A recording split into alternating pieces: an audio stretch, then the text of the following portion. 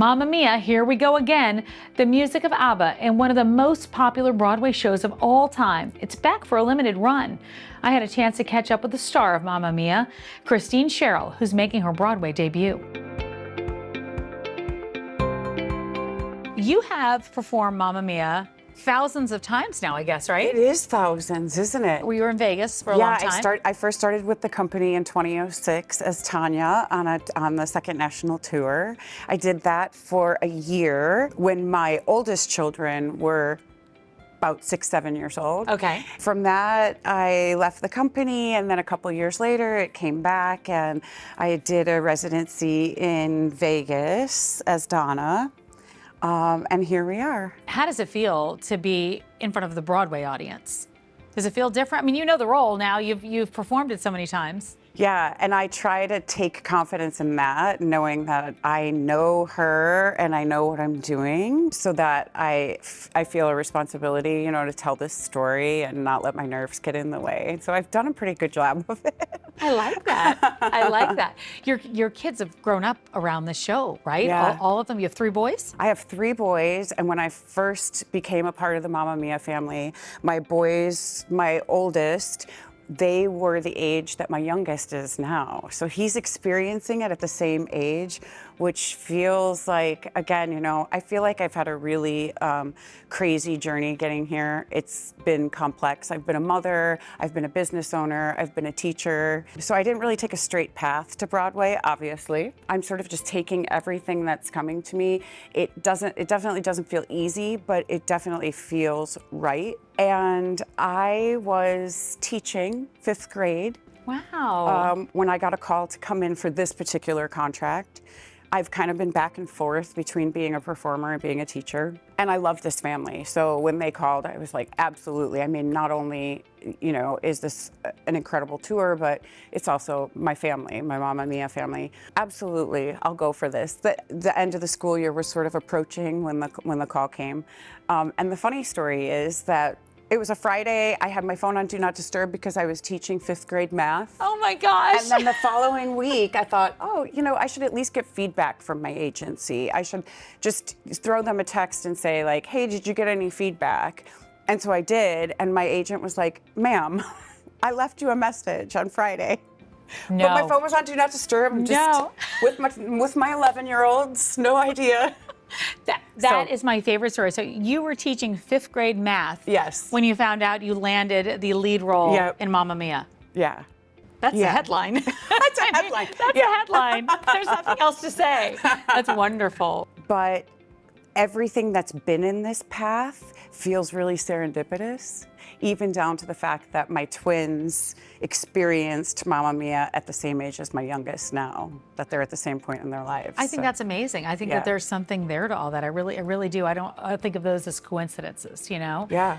When you talk about not taking a straight path to Broadway, I think it's really important for young people out there to hear that message, because I think there's a lot of people that think, you know, you're gonna come into New York City, you're gonna audition, that's what it's gonna be, you're gonna be here. And it's not always so easy, and it can be easy to give up. And that's not something that you did. Can you talk a little bit about not taking the straight path? Because sometimes I think that can be even better. Yeah, well, it was really important to me to have a balanced life because I knew that I wanted a family, and I knew that there were a lot of things in my life that I valued. So I also did that. And I have to be honest and say, I don't know if I could have handled it or if I deserved it right out of college. Wow, Either thing. I'm just a different person now, and I feel like leading a company is a really big responsibility, and leading a young company where, you know, we have over 20 Broadway debuts. So I think that it's a really big responsibility to inform the company of how to be graceful, how to remain balanced and grounded and disciplined, for sure. And I don't know if I had that when I was 20. Without getting emotional, I spent a large part of my life being a mother. And it's been really lovely to have these 3 boys and my husband all say, this is your turn. You did for us what we needed. We're good now, and it's your turn.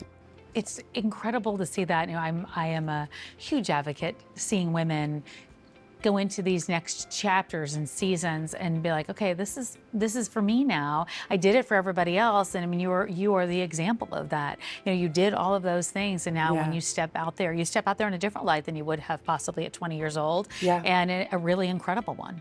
Yeah, and I also feel I'm at this point in my life where I feel really lucky to tell this particular story. What is it about this story? Know, I think that people tend to look at Mamma Mia and think that it's a jukebox musical and that it can be fluffy. I think it's really important to tell this story about finding your identity, you know. Obviously, the storyline is about Sophie finding her identity. One of my favorite lines in the show is when Sky says to Sophie, I want to get married knowing who I am. And he says, that's not about knowing who your father is, that's about you. And I think that this story not only tells the story of her finding her identity, but Donna. You know, I know from a mother's perspective that you continue to figure out who you are, and that a lot of that comes from how you raise your children and who they become. And in this story, Donna is watching Sophie and who she becomes, and I think her journey changes with her daughters, and it's really important.